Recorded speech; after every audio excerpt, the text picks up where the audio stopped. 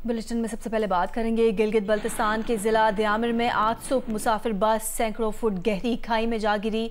अफसोसनाक हादसे में खवातीन समेत 20 अफराद जाँ भाग और 21 अफराद जख्मी हो गए। 5 जख्मियों की हालत तशवीशनाक है। 2 शदीद जख्मियों को फौरी तौर पर गिलगित के अस्पताल मुंतकिल कर दिया गया। रेस्क्यू ऑपरेशन में आर्मी के हेलीकॉप्टर्स ने भी हिस्सा लिया है।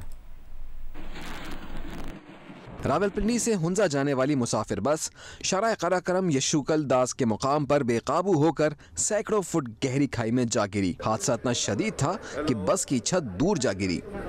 हादसे में 3 खवातीन समेत 20 अफराद जाँ बहक और 21 जख्मी हुए हैं। 5 जख्मियों की हालत नाजुक है।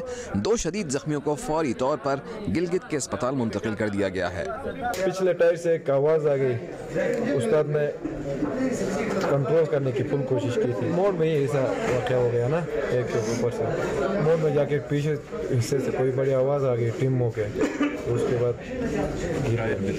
मैं तो सोया हुआ था गाड़ी में पीछे, तो अचानक जब इस तरीके बंदों ने शोर किया, मेरी आंख खुली है तो जब होश आ गया नीचे दरिया के पास पड़े हुए थे। हादसा चलास शहर से 20 किलोमीटर दूर पेश आया। जाए हादसा पर रेस्क्यू ऑपरेशन मुकम्मल कर लिया गया है। डिप्टी कमिश्नर दयामर फयाज अहमद खान के मुताबिक ऑपरेशन में आर्मी के हेलीकॉप्टर्स ने भी हिस्सा लिया। लाशों और जख्मियों को रीजनल हेडक्वार्टर अस्पताल चलास मुंतकिल किया गया। अस्पताल में इमरजेंसी नाफिज कर दी गई है। जख्मियों को तिब्बी इमदाद फराहम की जा रही है। सुबह 5:30 बजे उस बस ओवर स्पीडिंग की वजह से या कंट्रोल न करने की वजह से या मोड़ में टर्न की वजह से वो बस नीचे खाई में गिर गई। तो तकरीबन 20 डेथ रिपोर्ट हुए हैं और 21 इंजर्ड हैं। 5 बहुत ही क्रिटिकल हमारे पास इंजर्ड पर्सन है। उनमें से 2 को फ़ौरन ही हमने यहाँ से गिलगित भिजवा दिया बाय रोड। जितने भी कैजुअलिटीज़ हैं उनके लवाकिन के साथ हम राब्ते में हैं और उनको हम यहाँ से प्रॉपर उनको गाँव और उनके इलाकों में भिजवा देंगे। हादसे में जाँ बहक अफराद की शनाख्त का अमल जारी है। जख्मियों के वर्सा से इंतजामिया राब्ते में है। वज़ीर आला गिलगित बल्तिस्तान और वज़ीर सेहत ने वाक़े पर अफसोस का इजहार करते हुए जख्मियों के इलाज मुआवजे के लिए तमाम वसाइल बरोएकार लाने के अहकामात दिए हैं। पाकिस्तान का चांद पर पहला सैटेलाइट मिशन iCube कमर आज चीन के हेनान स्पेस लॉन्च साइट से रवाना होगा। पाकिस्तान का सैटेलाइट मिशन 3 से 6 माह तक चांद के अतराफ चक्कर लगाएगा। खुर्रम खुर्शीद के मुताबिक सैटेलाइट की मदद से चांद की सतह की मुख्तलिफ तस्वीर ली जाएंगी। पाकिस्तान के पास तहकीक के लिए अपनी सैटेलाइट से ली जाने वाली चांद की तस्वीर होगी। पाकिस्तानी वक्त के मुताबिक 2:18 पर सैटेलाइट खलाई मिशन पर रवाना होगा। सैटेलाइट चांद के मदार पर 5 दिन में पहुंचेगा। सैटेलाइट मिशन 3 से 6 माह तक चांद के अतराफ चक्कर लगाएगा। तफसीलात बता रही हैं नुमाइंदा जियो न्यूज़ उनिबा जमीर शाह।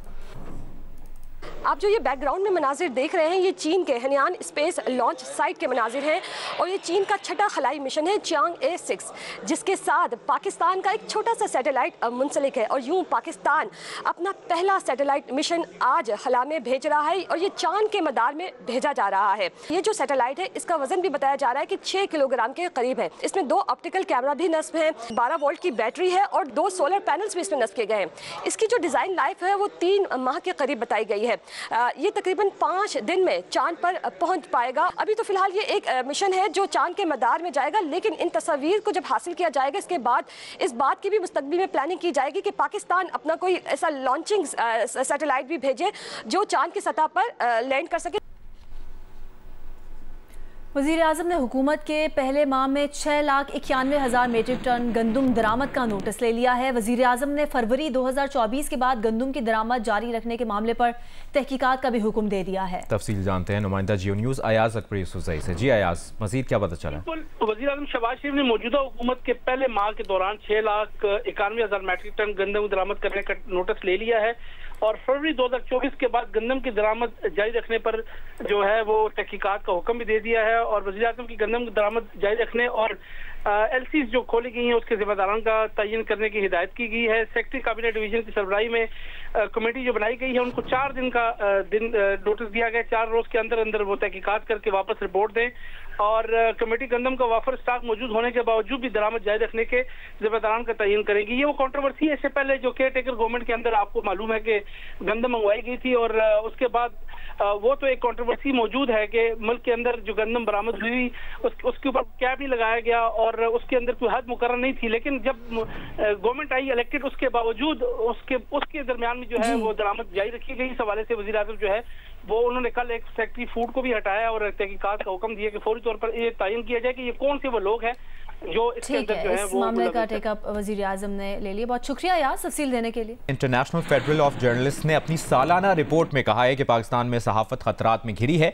साबिक़ वज़ीर आज़म और इस्टेब्लिशमेंट की महाज आराई में सहाफ़ी पंचिंग बैग बन गए हैं। आज़ादी सहाफ़त के दिन IFJ ने जनूबी एशिया में आज़ादी सहाफ़त पर अपनी 22वीं सालाना रिपोर्ट जारी की है। रिपोर्ट के मुताबिक गुज़श्ता साल मुल्क में 4 सहाफ़ी कत्ल हुए, 60 को लीगल नोटिस दिए गए, दर्जनों सहाफ़ियों को कई घंटों से लेकर 4 हफ्ते तक गिरफ्तार किया गया।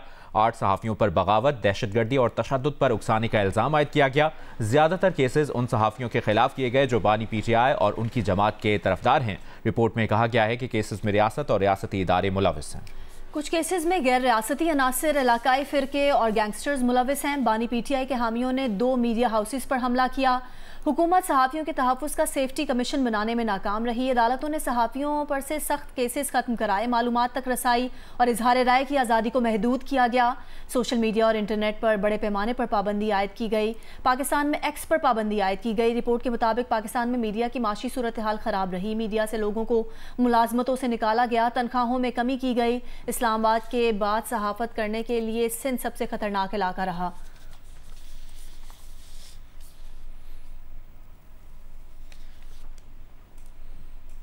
सीनियर सहाफ़ी और एंकर पर्सन हामिद मीर को आज़ादी सहाफ़त के लिए आवाज़ उठाने पर जान से मारने की धमकियां मिली हैं। कमेटी टू प्रोटेक्ट जर्नलिस्ट ने मुतालबा किया है कि मारूफ TV एंकर हामिद मीर की हिफाजत को यकीनी बनाया जाए। पाकिस्तानी हुकाम हामिद मीर को जान से मारने की धमकियों और ऑनलाइन हिरासा किए जाने पर फौरी और गैर जानिबदाराना तहकीकात करें। जियो न्यूज़ के प्रोग्राम कैपिटल टॉक के मेज़बान हामिद मीर ने CPJ को बताया कि उन्हें सोशल मीडिया पर कत्ल की मुतादिद धमकियाँ मिली हैं और उनकी ज़िंदगी को ख़तरा लाहक है। हामिद मीर ने गुज़श्ता हफ्ते दारुल हुकूमत इस्लामाबाद में पुलिस को धमकियों की इतला भी दी, ताहम अभी तक ना FIR दर्ज हुई, ना तहकीकात शुरू की जा सकी। हामिद मीर ने CPJ को यह भी बताया कि उन्होंने गुज़श्ता हफ्ते कम से कम 2 अफराद को अपनी वीडियोज़ बनाते देखा जब वो इस्लामाबाद में अपने घर के करीब अपनी गाड़ी में थे, लेकिन जब वो उनके पास पहुंचे तो वो भाग गए। CPJ का कहना है कि मारूफ एंकर पर्सन हामिद मीर के खिलाफ धमकियां और ऑनलाइन नफरत अंगेज़ मुहिम पाकिस्तान में सहाफ़ियों को दरपेश दबाव की शिद्दत को जाहिर करती है। सिक्योरिटी इदारों को हामिद मीर को खामोश कराने की कोशिश करने वालों का फौरी एहतसाब करना चाहिए। FBR के कस्टम सर्विस के अफसरान की मुतफ़िका करारदाद सामने आ गई है। एसोसिएशन ऑफ कस्टम ऑफिसर्स की एग्जीक्यूटिव कमेटी को जमा कराई गई करारदाद में कहा गया है कि FBR अफसरान की प्रोफाइलिंग गैर मुनासिब अमल से की गई है। FBR के कस्टम सर्विस के अफसरान की मुतफ़िका करारदाद सामने आ गई है। एसोसिएशन ऑफ कस्टम ऑफिसर्स की एग्जीक्यूटिव कमेटी को जमा कराई गई करारदाद में कहा गया कि FBR अफसरान की प्रोफाइलिंग गैर मुनासिब अमल से की गई है। तफसील जानेंगे अशरफ मलखम से। अशरफ मलखम, बताएगा करारदाद की वजह क्या है? जी, पिछले दिनों से एक बेचैनी है FBR के अफसरान में, खासतौर पर जो सीनियर कैडर्स में जो ट्रांसफर्स हुई थी उसके बाद उनकी मुतअद्दिद मीटिंग्स हुई हैं। डर भी रहे हैं लेकिन कुछ कहना भी चाह रही हैं, इसलिए तमाम ऑफिसर्स ने 2-3 की मुलाकातों में एक करारदाद तैयार की, उसको फिर सर्कुलेट किया, उस पर तमाम सीनियर ऑफिसर्स से उन्होंने उसकी अप्रूवल ली। इसके बाद FBR कस्टम मुतफ़िका तौर पर एक करारदाद लेके आए जिसमें उनकी एग्जीक्यूटिव कमेटी को ये करारदाद जमा करवाई गई है। इसमें अफसरान के इज्तिमाई मुफादात और साख की हिफाजत की जिम्मेदारी कहा गया कि एसोसिएशन की है। तमाम सरकारी मुलाजमिन सिविल सर्वेंट एक्ट के तहत तहफ़्फ़ुज़ का हकदार हैं। FBR अफसरान की प्रोफाइलिंग की गैर मुनासिब अमल से की गई है। हालिया प्रोफाइलिंग में मनमानी और गैर शफाफ तरीका इस्तेमाल किए गए। इसके बाद इसमें कहा गया है करारदाद में कि FBR और इनके अफसरान दोनों की साख को दागदार किया जा रहा है। अफसरान के मोराल को नुकसान पहुंचाने के लिए मीडिया का ट्रायल किया जा रहा है। मौजूदा मुआशी सूरत हाल में अफसरान के हौसले बुलंद होना जरूरी है ताकि भरपूर तरीके से टैक्स वसूलों में अपना किरदार अदा कर सके। मौजूदा हालात करारदाद के मुताबिक मतकाजी हैं कि अफसरान के महसूलात के हदफ को पूरा करने पर तवज्जो दें, ना कि उनकी जो सर्वर है उनका कैरियर है उसमें वो उलझे रहें।